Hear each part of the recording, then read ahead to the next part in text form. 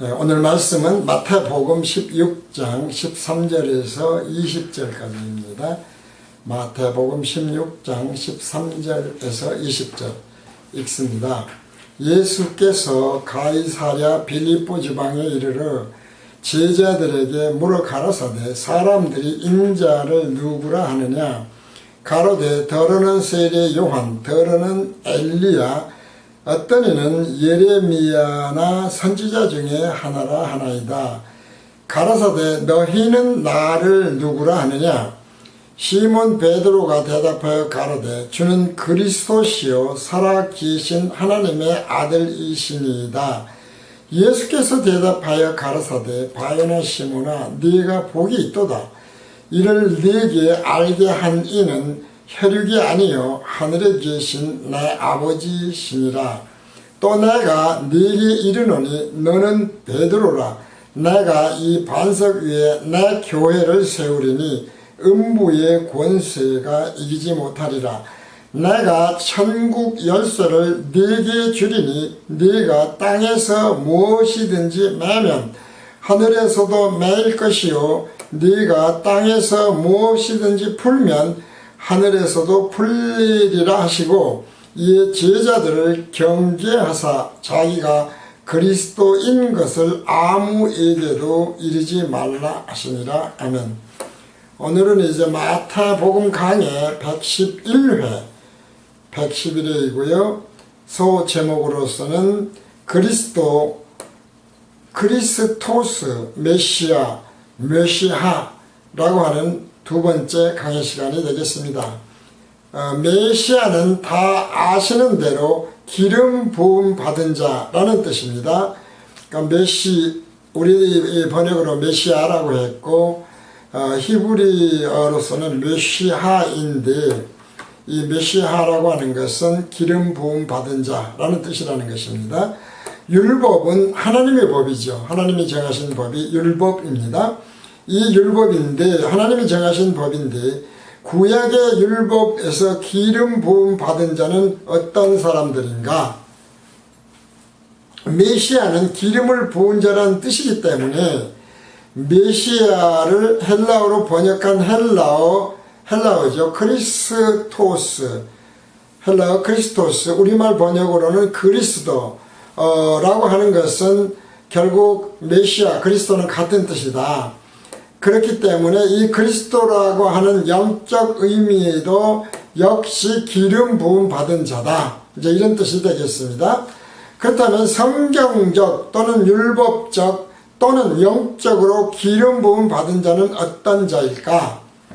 대부분 다 아시겠지만 성경적, 율법적 또는 영적으로 기름 부음 받은 자는 세 직분 아니겠습니까? 왕, 제사장, 선지자 이 셋이 구약성경에서 율법적으로 사실은 그러니까 영적 의미에서도 동일해야 되죠. 원래는 이제 예표적이긴 합니다만 우리가 늘 이야기하지만 예표적이죠. 그런 의미에서 광야 시대에 요단강을 건넌 것은 천국에 들어가는 예표인데 이 약속의 땅 가나안 땅 새하늘과 새 땅 신천신진 약속의 땅에 넘어갈 때도 두 사람 외에 제사장 그룹은 전부 들어갔잖아요. 그러니까 이것이 다 예표라는 거예요. 사실은 또 바꾸게 얘기하면 그렇게 많은 이스라엘 백성이 실제로 천국에 들어간 자는 적다. 우리가 이제 예표에서 굉장히 중요한 것을 알게 할 수가 있는 것이죠. 요단강 건넌 두 사람밖에 없었다고 하는 것은 심지어 모세까지도 못 건너갔어요. 그러나 실제로 나중에 자주 말씀드리지만 예수님이 모세와 엘리야라고 하는 천국에서 보여주지 않습니까? 그러니까 원래 한 거니까 예표일 뿐이에요. 왜 모세가 못 들어가는 것에 대한 예표들이 있다 이런 얘기죠. 율법을 받았던 사람이고 율법을 전했던 사람이고 율법을 가르쳤던 사람인데 그랬다는 것이죠. 그러니까 이런 것들이 다 예표적으로 결국은 뭡니까? 영적으로 어떤 의미일까를 깨닫지 않으면 우리는 제대로 메시아나 그리스도, 예수를 그리스도라고 입술에 고백을 하는다 할지라도 이것이 제대로 된 영적 의미까지 깨달아진 고백이 되지 않으면 열매가 맺혀지지 않는다. 하나님이 기뻐하시는 열매가 안 된다. 이제 이런 것을 알기 위해서 이런 말씀을 드리고 있는 것입니다. 그래서 성경적, 율법적, 영적으로 기름은 기름이 무엇일까 하면 기름을 부었다. 그 말은 하나님이 부으셨다. 그 말인데 그러면 기름이 뭔데 왕과 제사장과 선지자에게 하나님이 기름을 부었다는 예표적인 구약의 기록들이 있을까라고 하는 것이죠. 출애굽기 27장 20절에서 21절입니다. 기름의 뜻입니다. 출애굽기 27장 20절에서 21절을 보면 읽습니다. 너는 또 이스라엘 자손에게 명령하여 감나무로 짠 순수한 기름을 등불을 위하여 네게로 가져오게 하고 끊이지 않게 등불을 켜되 아론과 그의 아들들로 회막 안 증거궤 앞 휘장 밖에서 저녁부터 아침까지 항상 여호와 앞에 그 등불을 보살피게 하라. 이는 이스라엘 자손이 대대로 지킬 규례이니라. 다시 말씀드립니다. 이것은 율법적인 것이고 하나님의 말씀이지만 예표적인 것이다. 영적인 의미를 이 안에서 깨닫지 못하게 되면 오늘날에도 우리나라에도 있어요. 성전 그대로 지어놓고 거기에 마치 하나님이 계신다고 하는 것처럼 하는 또 그런 파들도 생겨 있다는 것이죠. 이게 영적 의미를 예표적인 것인데 영적인 의미를 깨닫지 못하면 아무 의미가 없는 그냥 물질들이 되고 마는 거예요. 이런 것을 그렇다고 그래서 또 가톨릭 같은 데서 성체로 예수님이 바뀌었다고 하니까 영적 의미가 생겼다 그런 뜻도 아니죠. 그 영적 의미는 그렇게 바뀌었다 그런 것이 아니지 않습니까? 똑같은 거잖아요. 성전을 지금 지어놓고 거기에 그대로 구약들을 지었으니까 여기 하나님이 계신다. 뭐 그런 것이 영적 해석이냐 이 말이지. 기복신앙이 똑같은 거잖아요. 율법신앙도 똑같아요. 하나님이 하라고 하셨다. 죄지지 말라고 했어요. 그러니까 그거 지키고 그러면은 그것이 영적인 의미를 깨달은 것이 되냐 이 말이지. 그건 아니라는 거예요. 신비적인 어떤 현상을 봤을 때, 뭐 기도에서 환상 봤을 때 그것이 그러니까 영적 깨달음을 얻은 것이다. 그게 아니라는 것이지. 그 이야기는 아니고 지금 예수님이 물었던 제자에게 물었던 네가 나를 누구로 하느냐. 진정으로 너희들은 과연 나를 어떻게 생각하고 그것을 어떻게 입술로 고백하느냐. 네 믿음이 그 안에 어떤 것이 있느냐. 진정으로 네 육을 위한 기복신앙이냐, 네 육의 거룩을 위한 율법신앙이냐, 네가 네 열심을 위한 신비주의 신앙이냐. 그게 아니라는 것입니다. 그렇지 않습니까? 그것이 아니라 왜 그런 것을 보여주었는지 그것은 곧 영생, 신천신지, 진정한 의미의 그리스도, 왕중의 왕이시오, 제사장이시오, 대제사장이시오, 모든 것을 깨닫게 하시는 선지자로서 기름 부음 받은 자이신 예수님을 우리가 그리스도로 고백하지 않으면 안 된다는 거예요. 이제 주님도 그래서 그냥 말로 주님 하지 말고 내가 주인 노릇하면 안 된다. 그것이 진정한 의미의 창조주라고 하는 주인이 되는 것이다. 이제 이런 말씀을 계속 드리고 있습니다. 증거교회는 뭡니까? 증거교회는 하나님이 임재하심을 증거하는 교회가 증거교회예요. 증거교회 안에는 그래서 무엇이 들어있었던가 보니까 10계명의 두 돌판이 증거교회 안에 들었었고 꽤 크죠. 그러니까 10계명의 두 돌판을 안치해놓고 10계명 두 돌판 외에도 아론의 싹이 난 지팡이, 그 다음에 항아리에 담긴 만나가 그 안에 있었다는 것이죠. 이게 이제 그 성경에 기록되어 있는 것입니다. 그래서 이 세 가지가 하나님의 임재 처소로 간주되게 한 증거의 증거였다. 10계명 율법입니다. 그 다음에 쌍난 지팡이 생명입니다. 죽은 자 가운데서 생명의 부활을 하게 하시고 생명을 주시고 영생하게 하시는 쌍난 지팡이, 그 다음에 만나 영생을 하게 하는 진리와 복음의 말씀들, 이 세 가지가 그러니까 교회 안에서도 제대로 선포되지 아니하면 그것은 교회가 사실은 아닌 것이죠. 그냥 건물이 될 뿐이고 쓸데없는 빨간 십자가만 달아놓는 것이 결과가 되는 거예요. 이제 이런 것이 그래서 증거계가 있는 곳인데, 바로 이 증거계를 어디다 두냐면은 성전, 곧 성막이라고도 하고 성전도 마찬가지가 되겠습니다. 거룩한 곳인 지성소에 두도록 했어요. 가장 거룩한 곳이다, 그런 이야기 아니겠습니까? 이제 그런 곳에 있었고, 그 지성소에는 나중에 어떻게 됐습니까? 딱 해놓으니까 그룹 둘이 날개를 가지고 쫙 영광을 비쳤잖아요. 이것이 하나님이 임재한다. 그러니까 예표라니까요. 그것도 결국 뭐예요? 교회는, 선포는, 증거는, 우리의 모든 간증은, 책은 이 세 가지가 반드시 증거돼야 된다. 그랬을 때 그곳에 하나님이 임재하신다, 이렇게 생각하면 되는 것입니다. 그것이 뭐였습니까? 율법이에요. 율법의 핵심, 율법의 이루어짐이 뭐였습니까? 십자가 대속이에요. 그러니까 십자가 대속을 증거하지 아니하는 말은 하는데, 그것을 궁극적으로 모든 것이 십자가 대속으로 가지 아니하는 증거는, 그런 얘기가 되었습니다. 그래서 가지 않으면 어떻게 돼요? 생명이 싹이 나질 않아요. 생명이 없어. 생명이 싹이 나질 않아요. 그렇기 때문에 그 생명이 싹이 나게 하는 것은 진리와 복음을 전파하는 말씀인 만나가 필요했다. 만나는 어떻게 먹었어요? 날마다 먹어야 돼. 날마다. 이것이 하나님의 지성소에 있었던 증거계, 예표적으로 있었던 그것이 오늘의 교회에도, 오늘의 그리스도라고 하는, 예수를 그리스도로 증거하는, 주님으로 증거하는 그 모든 것의 증거계로 있어야 된다. 이걸 생각하시면 되겠습니다. 늘 말씀드리지만 율법을 주신 목적이 뭐였어요? 율법을 주신 목적, 십계명 왜 줬어요? 왜? 그거 잘 지키면 생명 얻어서 천국 간다 해서 준 게 아니지 않습니까? 못 지키는 것을 깨달아라. 왜? 수많은 죄에 관한 율법들이 있어요. 별게 다 죄예요.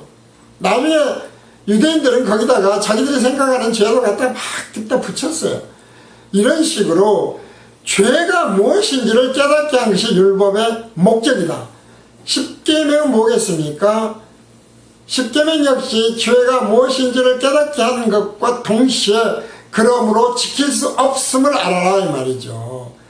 이걸 이제 십계명에 대해서 예수님이 제일 먼저 산상순으로 말씀하시잖아요. 너희는 이렇게 들었으나 나는 이렇게 너희들에게 알려준다, 말한다. 바로 그 핵심은 뭐라고 그랬습니까? 지킬 수 없음을 깨달아야 되는 것이었다고 보험교실에서는 강조를 하면서 강의를 드린 바 있어요.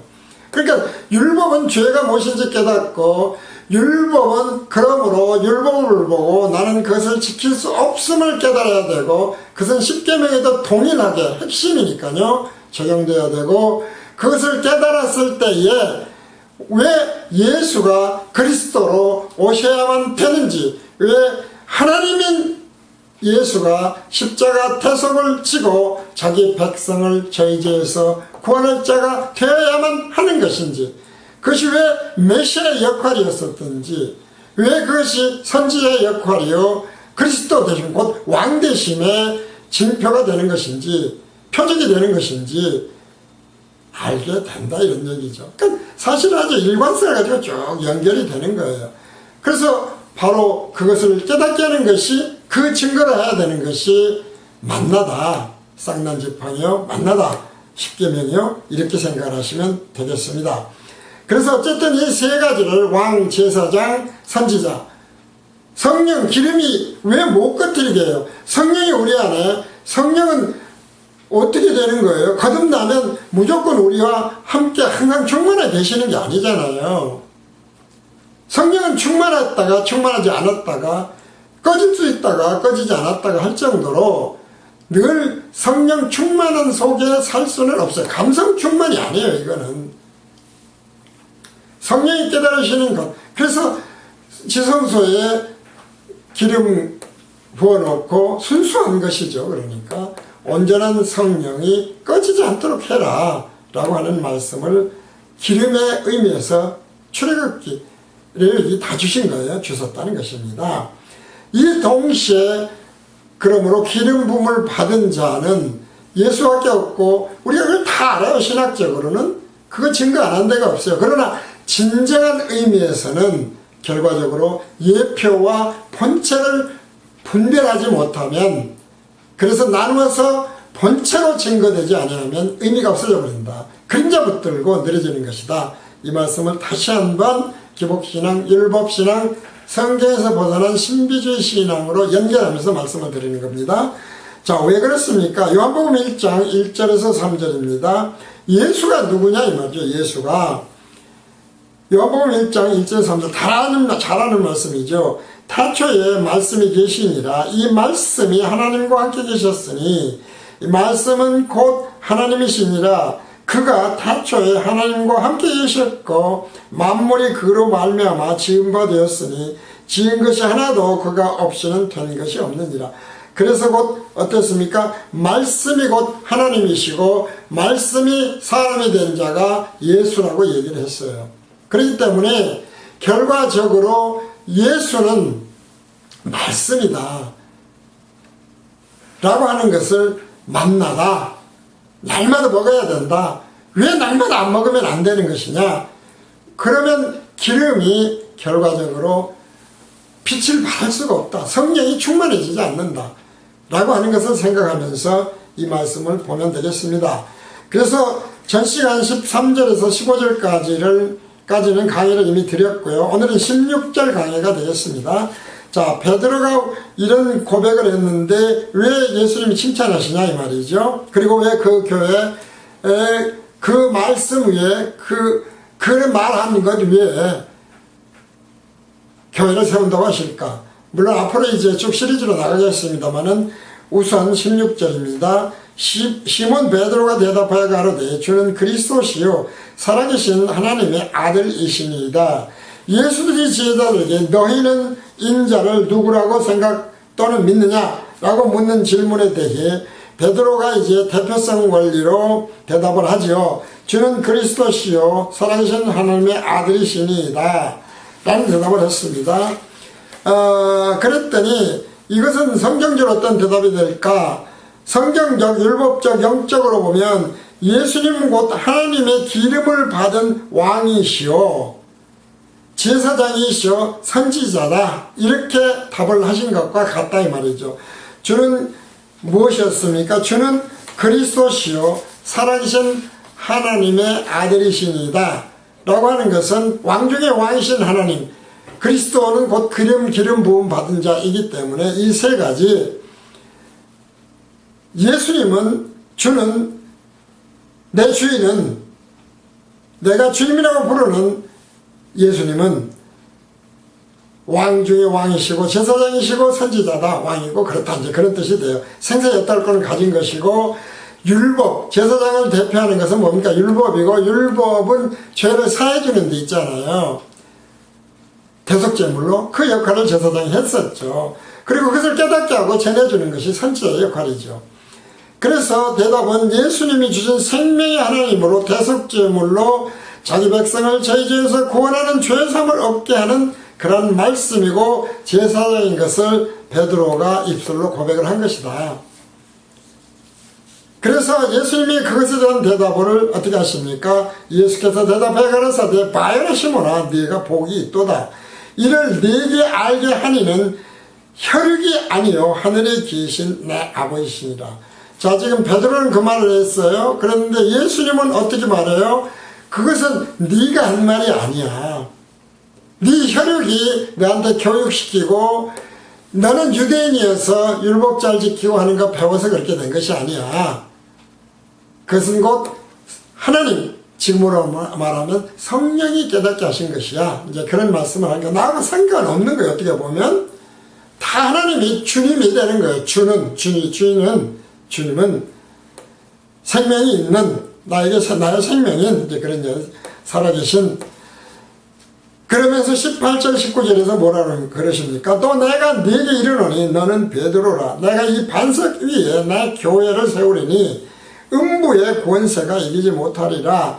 내가 천국 열쇠를 네게 주리니 네가 땅에서 무엇이든지 매면 하늘에서도 매일 것이요 네가 땅에서 무엇이든지 풀면 하늘에서도 풀리리라 하시고, 다시 말씀드립니다. 육적인 혈육적인 베드로에게 교회를 세우지 않은 이유는 영적 본체에 대한 깨달음이 있으면 바로 답이 나와버려요.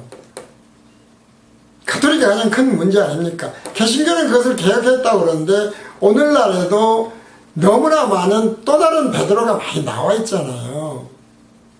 총회장이 그렇고 그 다음에 교주들이 그렇고 다 그래요. 그래서 하늘에서 풀면 풀고 어디 하면 된다 했더니 교황은 베드로, 예수 다음에 2대 교황이고 1대 교황이고, 그래서 베드로가 한 말, 교황이 한 말은 무료다. 그러니까 풀면 풀리고 매면 매이기 때문에 베드로를 교황으로 했었던 가톨릭에서 정한 교황이 말하는 것은 무리다, 오류가 없다.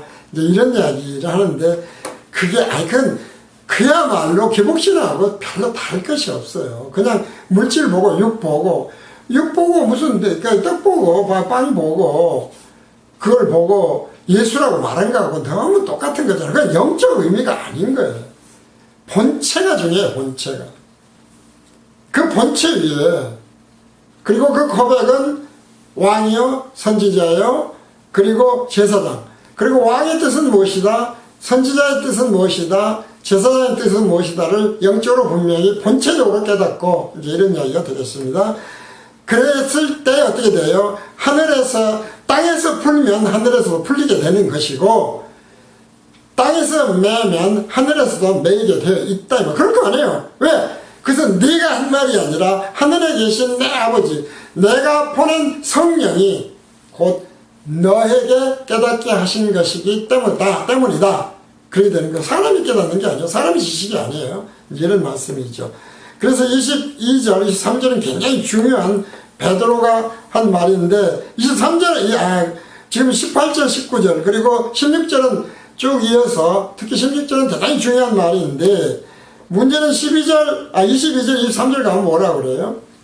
베드로가 엉뚱한 말을 하잖아요. 그러니까 예수님이 그것이 육이 아닌, 본체가 아닌, 예표가 얼마나 아무것도 아닌, 물질이 얼마나 아무것도 아닌가를 지적하시는 거예요. 사단아, 내 밑에 대로 물러가라. 네가 나 하는 일을 방해를 한다, 오히려. 이제 그러는 거예요. 그러니까 오늘날도 이런 방해하는 집단들이나 간증이나 설교는 얼마든지 있다. 이것을 늘 생각을 해야 됩니다. 그래서 이건 워낙 중요하기 때문에 오늘 강해, 마태복음 강해 111회째 강해는 여기서 마치고, 그리고 다음에 다시 이어서 강해를 드리도록 하겠습니다. 오늘 강해는 여기서 마칩니다.